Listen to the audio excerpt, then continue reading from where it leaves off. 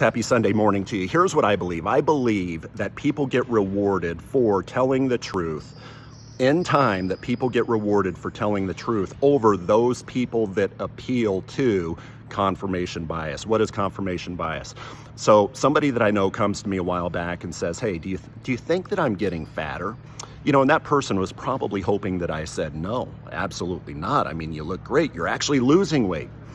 And I probably would have gotten compliments and rewarded and all that stuff if I said, yeah, you're losing weight. You look great. But what did I say? I said the truth. I said, yeah, it looks like you may be gaining a little bit of weight. What response did I get back? I got back a thank you. Thank you for telling me the truth, because that will make me healthier and better over the long run. This person will go unnamed, of course.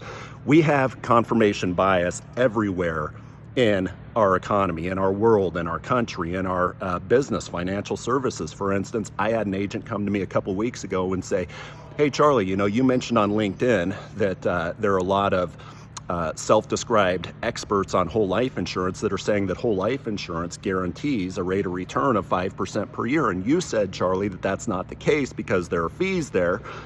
I said, yeah, that's exactly what I said, because it doesn't take a rocket scientist to tell you that if it takes 10 years for you to have the cash value of merely what you put into the policy and premium, it doesn't take an actuary to tell you that's not a net true 5% rate of return.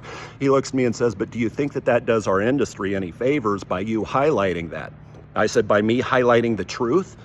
I said, I think for those of us that tell the truth, we get big rewards for that, because the truth will eventually prevail. The truth will eventually come out. And I could very easily appeal to the whole life fanatics confirmation bias, which, by the way, I love whole life. I'm a whole life fanatic as well, but I tell the truth. I could very easily appeal to that confirmation bias. IUL, that confirmation bias. Securities, those confirmation biases that exist in the securities world, which there are a ton of. Annuities, confirmation biases. And people would probably appreciate that, feel warm and fuzzy.